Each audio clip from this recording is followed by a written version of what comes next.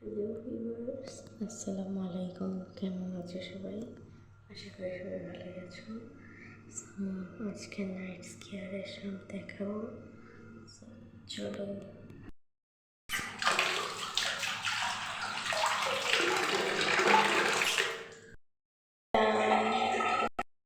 Skin কেয়ারের জন্য Nivea powder, যেহেতু পাউডারের বক্সের কি এখন লেখা নাই, এটা জনসন পাউডার অলরেডি শেষ।